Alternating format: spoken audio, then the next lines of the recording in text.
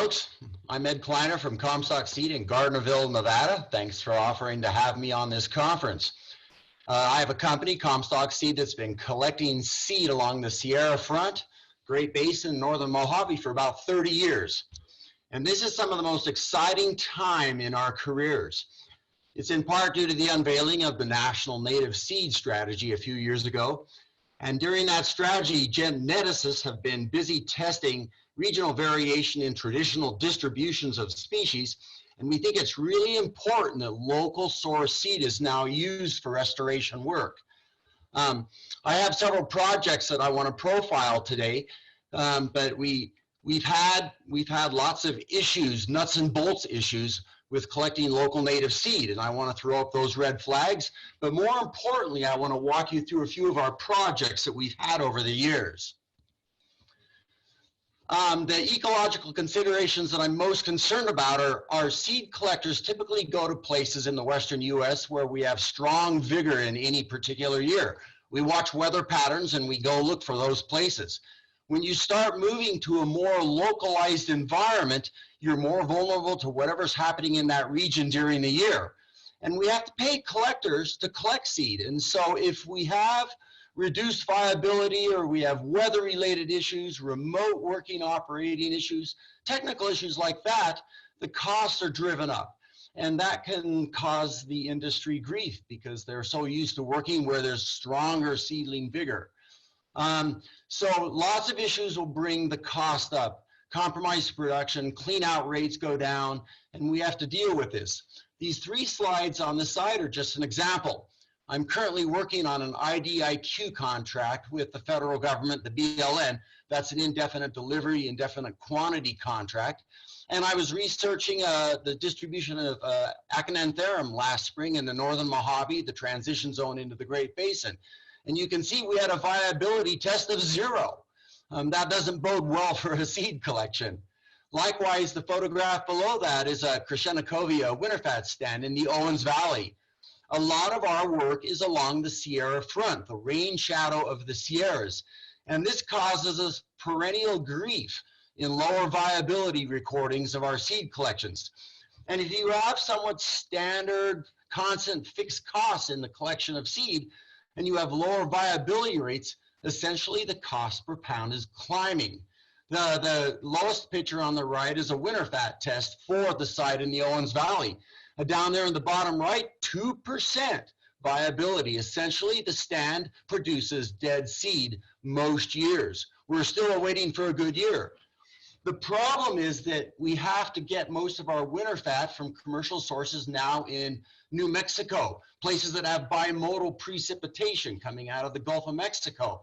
They make for much better viability in winterfat, but it's dangerous for us to be removing a plant, the genetics evolved in an area where you have bimodal precipitation and sticking it out in the Great Basin. We're setting up a crop failure for our restoration work. The variation that we see across ecoregions, we've seen for years. Here's a Atriplex canescent stand in northern Nevada on the left versus a stand in the Mojave Desert. Obviously, from the vigor of the plants, you can see that the production a person can bring in is much higher down there in the Mojave Desert. Likewise, these 2 samples of Sphaerosia coccinea in Montana, they're very small plants. Down in the Southwest, they're very large plants. There might be specific varieties here involved, but there's also just environmental variation. If you're a seed collector, you're going to want to go to southern Utah to collect your Sphaerosias, not Montana. The cost for that Montana collection is going to be much higher because the human productivity is much lower. I put this slide in here just to show you, I took a sample of inventory out of our inventory that's been collected in the Western Great Basin and Sierras. The average PLS cleanouts in this column are very low. And if you are paying people by the pound to collect this seed and you get these very low cleanouts to pure life seed, obviously the costs are going to be very high. A good example here is this lupin lepidus down here, 1% cleanout. So if a human is collecting it, 100 pounds of pods out of the field are we going to reduce down to 1 pound of pure live seed. If we're paying people $1 a pound and up, or we're on an employment basis where we have lots of overhead, remote access, and driving time, and cleaning and shipping, you're going to have very high cost seed. And so one of our biggest challenges is to get these into the field in production, and this is what the IDIQ contracts with the BLM are all about. One in particular I want to show you is Artemisia arbuscula variety longicalis. This is a job that we did a few years ago for the BLM out of Winnemucca, Nevada. They wanted to use the longicalis variety because it's common on the clay shorelines of ancient Pleistocene Lake Lahontan. And you can see from this vigor of the plants on the right that they make a much taller raceme of flowering stalks versus more traditional arbuscula variety arbuscula on the left. This alone makes for much higher production when we're in the field. So our company took on a contract, and we quoted a price which is almost a blind guess for such work at $82 a PLS pound. We went up there and scouted about 300 miles from home. We timed our collection perfectly in November. We caught the seed in between 2 winter storms, and I had a crew up there of 4 people for a straight week. We brought in about 1,000 pounds of hoppered and cut material, cleaned it out, got it down to pure seed, sent it in for test data. The test came back 8% pure by 60% viable. That's a whopping 5% to PLS for all that work we put in. So we decided to re-clean the seed, and down here the lower test, we brought up the purity to 13%, but then the TZ results came in at 48%. A TZ test is a quick enzyme test for testing viability out of the field. You get a short-term result back. Regardless to say, we got very little clean seed for all of our efforts. I think the actual cost of this seed was about $280 a pound. This is a crash and burn for us, but we learned a lot about it. The BLM was somewhat lenient, knowing we had done our best for it and paid us for our seed. But for future reference, we keep these things in mind when we're quoting the seed. The challenge is that if they want to really be using this particular regional source, which is important for the northwestern region of the Great Basin in Nevada, it's just going to cost a lot more. Here's another example of a crash and burn. Nevada Department of Wildlife had us collect some Wyoming big sage out in north central Nevada back in 2015. We were already working in the field that year, and when we can pool our jobs in a particular region in any one season, obviously our costs come way down. So we bid $1,000 to go spend a couple days up there collecting, take it back to Gardenville, clean the seed out, and we came up with a whopping 1% TZ. Once again, in this particular year, at that particular site, there was no viable seed production.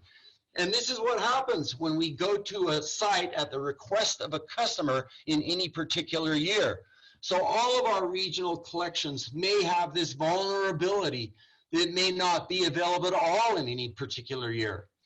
So a lot of the new contracts that we're doing, particularly with the BLM and Forest Service, as well as with some of the nonprofit organizations, work up at Tahoe Basin, they involve this vulnerability. And so the contracts will be set up so we have more than 1 year to do our collections in. 3 years is nice, 2 years works as well, just because there may be a crash and burn in any particular year. And if they're not interested in using seed that is not locally specifically collected, we'll have to get it next year. Other problems that we have in the field are very small statured plants. This is bud sage. We did an experimental collection for Southern Nevada Water, LA Department of Water and Power, and we came in with a cost of about $700 per PLS pound to be picking a plant that's 6 inches off the ground. It was good to have a chance to do an experiment where we weren't vulnerable to the unknown, but here we learned a lot about this particular plant.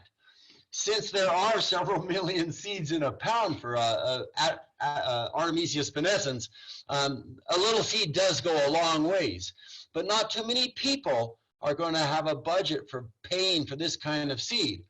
Some of our jobs when we're coming up with blends of local source seed can run over $1,000 an acre, and there needs to be a good sized budget to support those local genetic sources that we're working with, typical for us in the Tahoe Basin. Another example, chasing lupin brewerii. There's a penny, very short statured lupin. And we did an experiment one year and put 16 man hours into an afternoon, and we ended up with 3/4 of a pound of clean seed.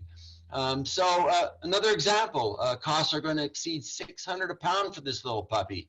The challenge was that there was a specification sheet for a Caltrans job in the Sierras that had 50 acres of this specified at 2 PLS pounds per acre. It's not doable. Sometimes we actually take these little species and we stick them into farm production, but we end up spending a lot to get them established on the farm. And then the logistics of still collecting the seed. Sometimes they can be mechanically swept with a sweeper. Other times you end up doing the same hand collection in the field that you'll be doing on the farm, and those costs go through the sky. So we say to ourselves, why bother going to the trouble of spending the resource to put it on farm production when we're going to hand collect it anyway? In the Sierras, a lot of these species are indeterminate. There's stages of ripening and stages of flowering happening simultaneously, and we're stuck with the dilemma of having to repeat our visits to these stands to collect the seed. A lot of these ground covers, which are so common, are so important for future restoration work. In the Sierras, we think of pine manzanitas, arctostaphylluses, and low-growing ceanothus, squaw carpet, that would be ideal for erosion control and improving the watershed stability. But to get them into seed production, get the seed out of production and into the field and propagated when some of them are highly dormant is a big challenge. And so we're still working on some of these common species that are so important for future restoration sites, very rough places like the High Sierras. I put this slide in just as an example of what can happen with the seasonal weather data when we have collections ongoing. The red asterisk is over here on the side, show collections that normally would be higher numbers for our eventual cleanouts that came in very low, 8% versus 37, 5% instead of 18 or 37. This is for creosote in southern Nevada. Down here, ambrosias in southern Nevada, white bursage. We had a 28% one year, 28% one year, when normally we're in the 50s and 60s. And down here, sulfur buckwheat in the Sierras, normally 25, 30%. We had a 9%. Check out all these asterisks. Run over here in June of 2019, July of 2019, June of 2019, and August of 2019. We had these crashes in viability. What's going on?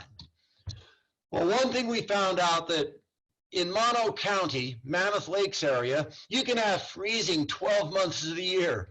The problem is, if it happens to be when you have flowering plants all over the place, it's going to harm your pollination, your eventual seed production.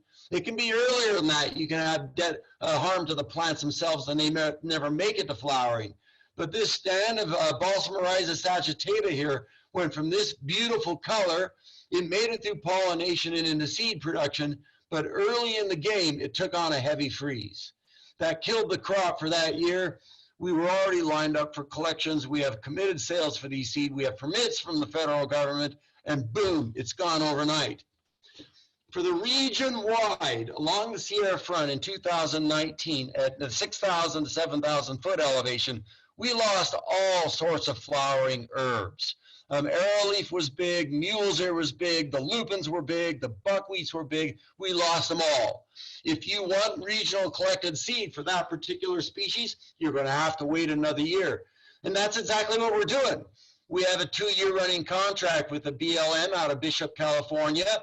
We have 8 or 9 species that we're chasing down, and we got 9 of them this year. But 2 of them, the herbs, are going to have to wait till next year. That included this mule's ear, or this arrowleaf, and also a hawksbeard, a Crepus acuminata, that also froze out in the same period.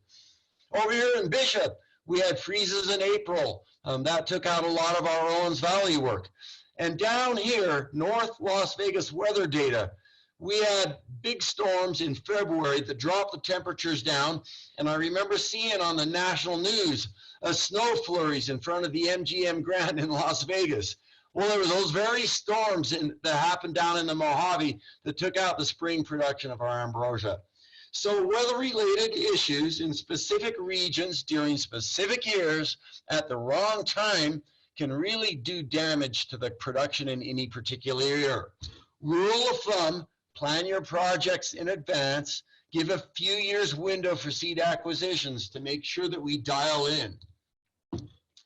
We had a big demand called in this year for Wyethia mollis, mule's ear out of the Sierras. Obviously, it grows really well. It's downright homogeneous in these open meadows in various areas in the high Sierras this summer. Well, what's wrong with these photographs? Where are the flowers? It can be drought as well. It doesn't just have to be the timing of a freeze event. But in this particular year, we've had an extended drought going on that has harmed production of a lot of plants.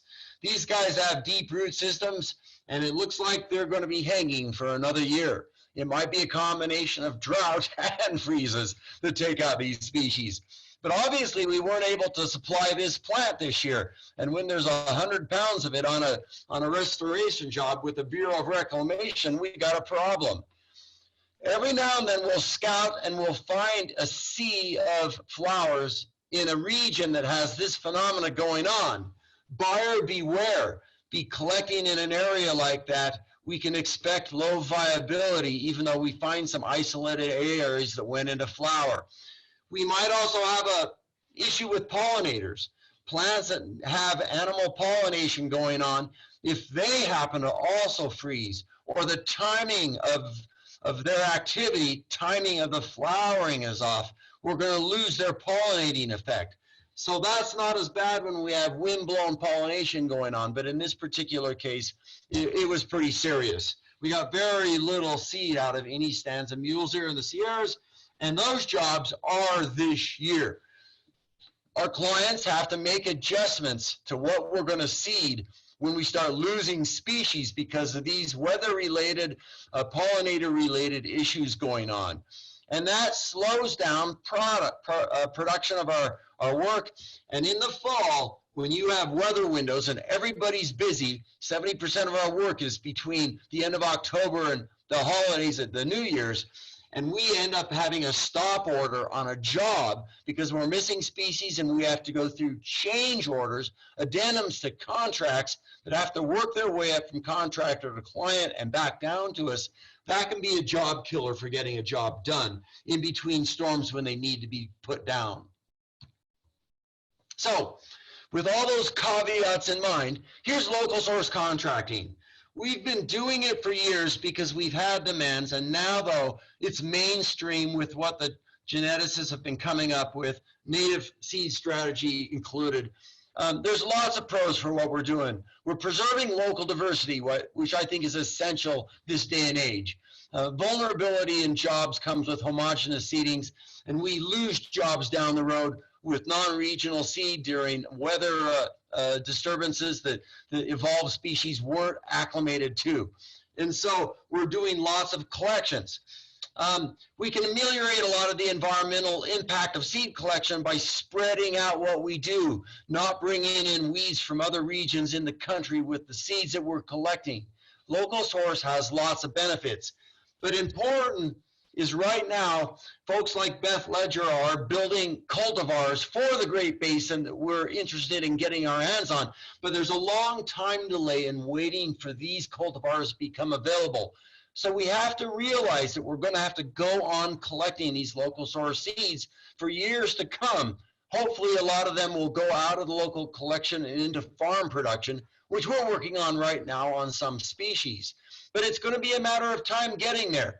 So right now we're trying to help stabilize the market volatility by filling in blanks with these collections that we can do. So for the time being, you're stuck with us. We're going to have to go on doing this stuff. But the cons down here at the bottom, obviously I've shown you why things can be more expensive. And there's a trade-off. When we go elsewhere, just because we're collecting for vigor, we may be losing the genetic locality. This can be deadly in the long run when we have crash and burns on finished restoration work where we've spent our wads, our time and our resources to get a plant community up and running that goes by the wayside down the road. Here's an example of a good job we had, a power supply plant, a solar plant down on the Nevada-Utah border, which is this diagonal line right through this aerial photograph. We had a 3-year collection window for a small group of species located down here on the left side of the screen. The client was very lucky. Year 2, we had an exceptional spring. All the stars aligned, and a wide variety of species within a small region went to seed. The challenge from the get-go was a client requesting that all of the seed for the project come from within a 25-mile radius of the project. That's the kind of idea that we like. We like to see clients contracting and specifying in their permitting documents locally sourced seed. But this local 25-mile radius, they are setting up the chance of failure. In any given year or two in the Mojave Desert, the chances of getting seed from such a small locality are few and far between. Yet this particular client had a very lucky second year. So in the end, we were able to supply this entire list of species versus this smaller list for this particular job. The other thing that happened on this job is they told us there would be a 25-mile radius for collection. When we got the final map, it's this pretty little picture up here on the left. It wasn't the entire radius. We weren't allowed to work in the Mojave Preserve down here at the bottom. We were not allowed to work in Nevada at all because tortoise area of critical environmental concerns. This place is scattered way ACECs throughout this region. So we were only allowed a third of the original pie. You may have heard recently that there was a big fire down at Sema Dome. A beautiful stand of matured Joshua trees burn up right in this region. We were looking at particular areas for a collection of Muhlenbergia porteri, which is one of our species we have on contract with the BLM. And it was beautiful in places down in the Mojave Preserve where we aren't allowed to work. But we need to be having more access to places like that because where else are we going to get some of the local seed, which is so valuable to step up farm production. But that's one of the places I was looking, and it's all gone now, partly because while we were there looking at Muhlenbergia, we were looking at extensive stands of red brome, invaded annual weed, which caused this fire to spread so vigorously after a lightning strike. But anyway, this was a good job. We lucked out. Nature cooperated. That's a rare occasion. Another job that's rather exciting right now is we have a partnership with the High Desert Partnership, HDP, out of Burns, Oregon, spearheaded by a gentleman named Roger Shelley, a retired research scientist. And they had us come up to Burns, Oregon this year and collect Agropyrum spicatum, or commonly called a blue bunch wheatgrass. And they have a plan to grow it. The consortium is 20 farmers that all have irrigated spigot irrigation. They do alfalfa and pasture grasses, but they're interested in growing native grass. And Roger is busy with his crew trying to set up a release of a cultivar of blue bunch wheatgrass for the Modoc Plateau, the volcanic country of Burns, Oregon. As you may know, most of the Agropyrum spicatum that we sell in the western U.S. comes from points up in Washington and northern Oregon. Species like Goldar blue bunch wheatgrass, Columbia blue bunch wheatgrass, Anatome blue bunch wheatgrass. These are all northern varieties. Beth Ledger is currently working on, I think, a release for the Central Great Basin. But here's a private group out of Burns, Oregon, attempting to do the same. And in spirit, they have our undivided attention. So we went up there, we helped scout with them. We located 1,300 pounds out of the field, and we brought it back down to Gardnerville. You can see down here, we're cleaning the seed out of it. We're drying it under these screens on our tarps. Weather was favorable. These beautiful stands were converted to these tarps. We cleaned out 192 pounds. We spent over $10,000 getting that collection in. We had a remote crews of 5 guys that came from long ways away, camped out up there and worked 5 different sites at 5 different elevations within the region around Burns, Oregon. Our cost per bulk pound, therefore, came out at $62. On the seeds being tested, I don't have the data back on the PLS cost yet, the actual clean out the live seed, but we'll have that shortly. The one thing we learned from this year's collection, this picture down on the right is a beautiful stand of blue bunch wheat. One of our concerns is that stands like this, we don't know the historic record on. We've been asked to collect local regional seed before, and at times we've been collecting species that we're fairly sure were planted there during past fires or other activity. We see the same in our basin work up at Lake Tahoe. We may just be collecting species that have been grown in those areas that were seeded there. And so that sort of history is hard to get your hands on. The other thing we are concerned about was that we scouted, and timing is critical. When you have crews involved and you're doing remote operations, you can't be showing up 2 or 3 weeks before the job or a week after the seed is shattered. And so to be there at the right time, and a lot of species have high volatility for shatter once they become ripe. Well, the stand on the right in the lower picture on the right was totally shattered when we arrived up there. The folks, Roger and company, had been watching the seed, and when they called us, they said, we think it's time that you get up here. Things are relatively ripe. And they were close, but we lost potential to collect a lot of seed. We still came in with what we did. We may be going back next year to supplement what we got this year. But once you have spent your wad remotely getting there and being there, the actual collection itself, you could get a lot of seed in relatively cheap the longer you're able to work there. And so if we had been there about a week earlier, there's a bell curve for this stuff, and if we had picked a blue bunch, why the bell curve was climbing towards maturity, but not too early, mind you, we would have ended up with 2 to 3 times the amount of seed we had for relatively little additional cost. So timing is a critical element, and we need to be involved in the scouting and making sure that we're there when we need to be there. But we did get a lot of seed for them, all went well, and everybody learned a lot. One last slide. This is the most important slide in the program. I work for the Shaft Consortium. They're based out of Southern California. They were awarded one of the IDIQ contracts a year ago to grow out native seed for the BLM for the Northern Mojave region. We got our hands on the seed collection contract to go to the farms that Shaft Enterprises is going to use to grow out the seed. It may be a little hard to see, but the chart in the center of the picture shows the species list, which includes Indian rice grasses, Muhlenbergias, Bailea multiradiata, Encelias, and Lomatium perrii. And we had to do all the scouting for this. We were given seed transfer zones within this region where the BLM wished for the seed to come from. You can see the variation in all the colors of these 4 diagrams. This spells out the 4 seed transfer zones within the ecoregion that we were required to get the seed from. I was thrilled that the BLM actually allowed the private sector to be doing this seed collection. Previous contracts, the BLM did the seed collections and gave it to the awards in an IDIQ contract, and off we went.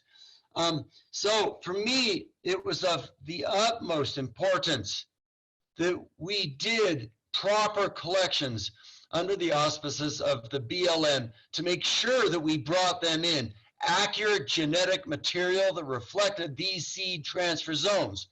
So I made it a point to be in contact a lot with Judy Perkins and Laura Cobelt from 2 BLM regions on the Nevada and California side of the border to verify that they were happy with the places where we found the seed. So this job involved 5 round-trip, 3-day trips out of my Gardnerville office down to Southern Nevada to do this job, right in the early stages of the COVID issues in Southern Nevada, nationwide. So the first trip down there in April and early May, those trips were for scouting to go through these regions, finding adequate places where seed production was in occurrence, where we could get this seed. The IDIQ contract does have a few years for performance, but mind you, that performance has to include the seed acquisition as well as the eventual grow outs. And we did quite well. Out of the 13 species on the chart in the center top of this photograph, we had managed to nail 9 of them. And with a little help from the BLM, Laura Cobelt knew of some isolated distributions of Lomatium perryi, which we weren't finding much of. And we also didn't get the Muhlenbergia porteri that we're after. But the other 9 species were collected and cleaned at our office, sent off to a lab for testing, and the contract required source identified certification. So we had to enlist the Nevada Department of Agriculture, Russell Wilhelm. We had to get him the GPS coordinates for our final approved sites. And once the seed was collected, they had to be involved to document those sites, why we were collecting and when we got the seed cleaned. And that cost over $1,000. I think it was $1,700 in the end, just for the SI certification. Once again, the real honest costs of doing these remote collections for this job exceeded $10,000 easily. And so now the job is left in the hands of the Shaft Enterprises to grow this seed at their various farming locations and come in with some volumes that will make a difference for the restoration work involved.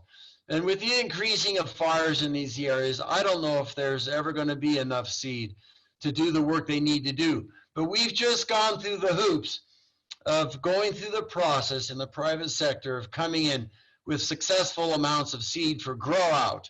And if it all comes down, what the federal government wants with the IDIQ contracts could become a reality, a successful reality, and we hope well for this project and those into the future.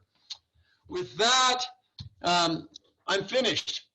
I hope that I can help out the industry and the government with future work in this department. On one day when we were in our scouting early on, we were on a remote road in the Mojave Preserve, and we hit 13 desert tortoises on a scouting mission, not physically with our truck, thank you, but I was glorified to see all these tortoises out one morning, various places along an 11-mile stretch of road. I'm a licensed adoptee of tortoises in northern Nevada. They all came from Vegas, transplants from housing construction and various projects, and so we have a soft spot for desert tortoises. But it was gorgeous seeing all these guys out one morning. The picture in the top center, the tortoises are burrowed under a historic asphalt road that's no longer a road. It was pretty bad driving down that road, but a chance to see wildlife in action in the Mojave Desert. Thanks for your time, and I hope the conference goes well, and I plan on attending. Thank you. Goodbye.